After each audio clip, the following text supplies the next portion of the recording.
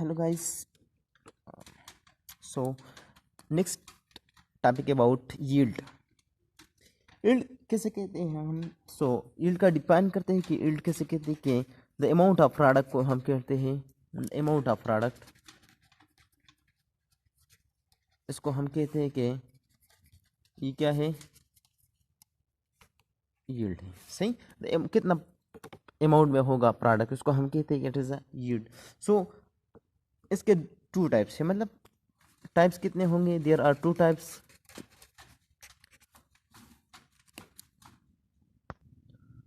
सो types कितने हैं? Two types से. इसको हम कहते हैं कि it is a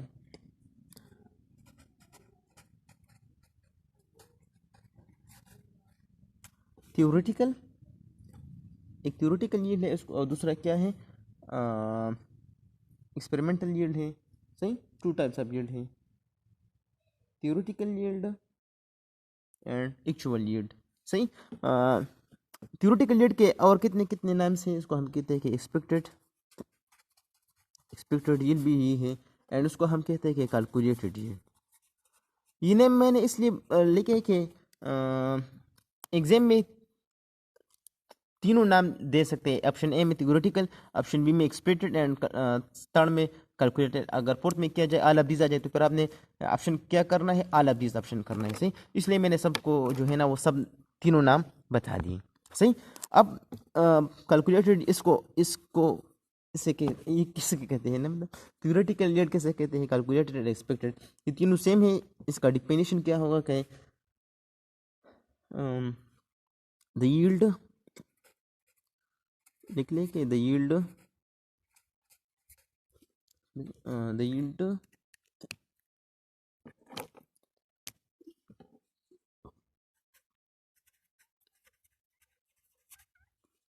obtained from a balanced chemical, obtained from a balanced chemical equation.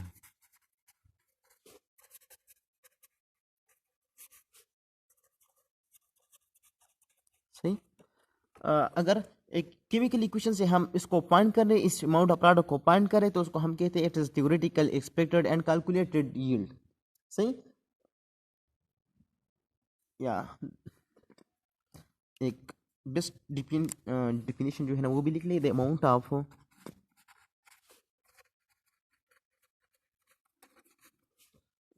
Of product calculated from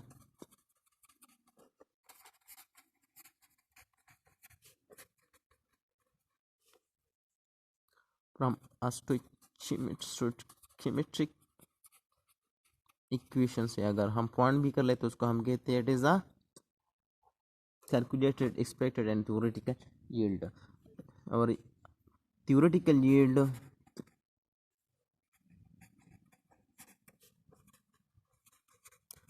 is always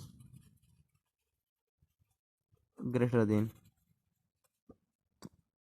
actual yield. क्यों? क्योंकि ये तो कैलकुलेटेड है, कैलकुलेटर में सब जो है ना वो हम मतलब काउंट कर लेंगे, बाय साइड प्रोडक्ट भी जो है ना उसको हम काउंट कर लेंगे. सही. अब क्या होगा? सेकंड किसे कहते हैं कि एक टाइप तो ये होगा. सेकंड क्या होगा कि इसको हम कहते हैं कि एक्चुअल यील्ड. नेम से ये जाहिर है कि एक्चुअल यील्ड तो जो है ना वो एक्सपेरिमेंटल यील्ड, उसको हम कहते हैं कि एक्सपेरिमेंटल. सही. उसको हम कहते हैं एक्सपेरिमेंटल यील्ड भी, इसको हम कहते हैं. सो इसको हम कहते हैं कि the amount of product obtained from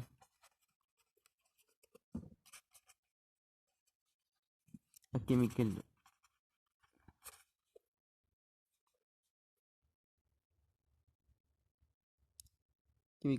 reaction. सही. मतलब जो एक्सपेरिमेंटली हम फाइंड कर लें, ये जो है ना क्या है, इट्स एक्सपेरिमेंटली एक रिएक्शन हमने करना है, लेकिन एक्सपेरिमेंटली हम फाइंड कर लेंगे, उसको हम कहते हैं कि it's a actual yield. Experimentally इसमें जो है ना वो क्या होता है कि एग्जैक्ट जो होते हैं, मतलब जो काम की चीज़ जो होते हैं उसमें हम एक्चुअल यील्ड में आते हैं. सही. जो बाय प्रोडक्ट होता है या जो और जो है ना वो उसकी वजह से ना आ जाए तो उसको हम कहते हैं कि इट इज़ अ थ्योरेटिकल या कैलकुलेटेड यील्ड जो ज़्यादा होता है. सो तीसरा इसको हम कहते हैं कि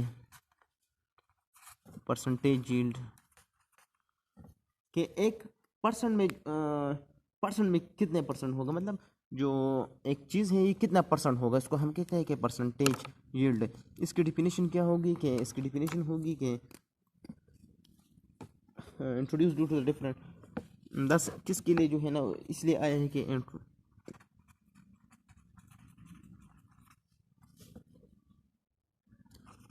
due to the different of actual yield and theoretical. सही।